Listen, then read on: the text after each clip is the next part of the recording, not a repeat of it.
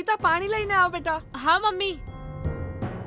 જી, તમે દુખી ના થશો. થવાનું હતું એ થઈ ગયું. આપણે શું કરી શકીએ? પૈસા તો આપણે ફરીથી કમાઈ લઈશું. સારું થયું, તમને કંઈ નથી થયું. હા પપ્પા, મમ્મી સાચું કહે છે.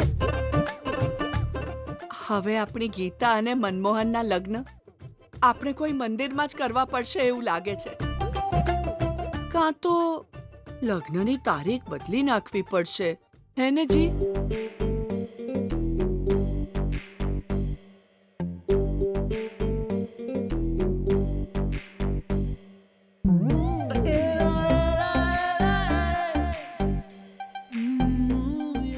સુશીલા, ટેન્શન કરવાની કોઈ જરૂર જ નથી. મેં હોલના પૈસા ભરી દીધા અને હોલ બુક થઈ ગયો છે.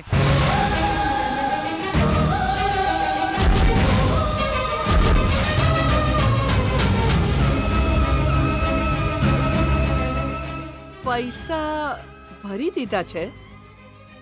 કેવી રીતે? એક પોલીસ વાળો ભગવાનની જેમ આવ્યો. એણે ચોરને પકડી લીધો અને મને પૈસા પાછા આપી દીધા. ભગવાન મારી સાથે છે.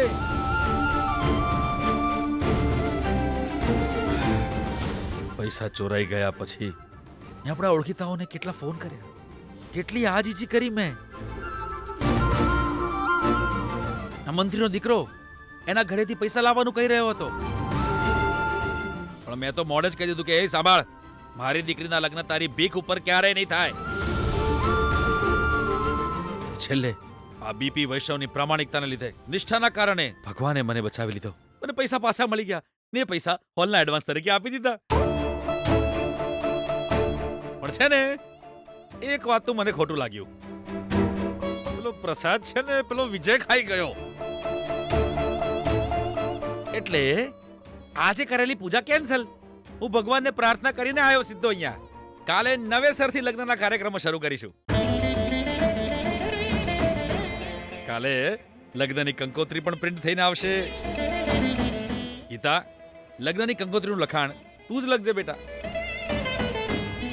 હું હાથ પગ ધોઈને જરા આવું છું. હા, તૈયાર રહેજે. હાલે.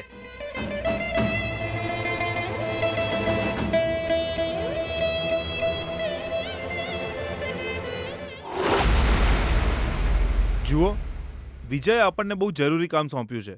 આપણે બધાએ મળીને આ નંબર કોનો છે એ શોધવાનું છે. કોઈ બહેને ફોન ઉપાડ્યો હતો. વિજયનો નંબર એણે બ્લોક કરી રાખ્યો છે. એટલે આપણે આપણા નંબરથી ટ્રાય કરીએ. યાર, હું ઓલરેડી કોલ કરી ચૂક્યો છું.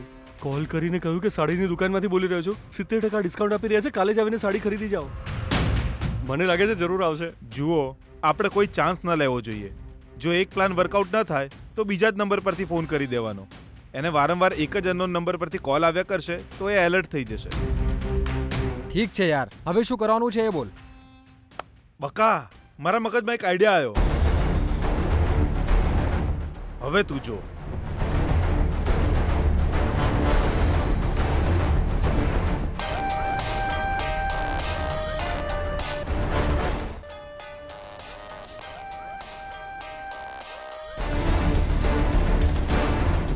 આ કોણ અનનોન નંબર પરથી ફોન કરી રહ્યું છે અને ફોન કરી મને કેમ હેરાન કરે છે? હેલો. નમસ્તે મેડમ. છેલ્લા આંકડા 3536 તમારો જ નંબર છે ને? એ હા. Congratulations madam. તમારા આ નંબર પર તમને ઇનામ લાગ્યું છે. તમને મળશે 1 લાખ રૂપિયા.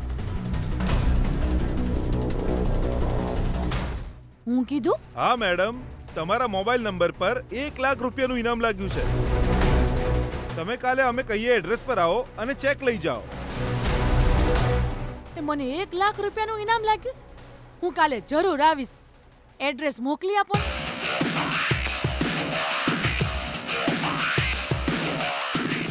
મેડમ, ચેક કરી લો. અમે તમારા નંબર પર એડ્રેસ મોકલી દીધું છે. Thank you sir. Thank you madam. બકા, કામ થઈ ગયું.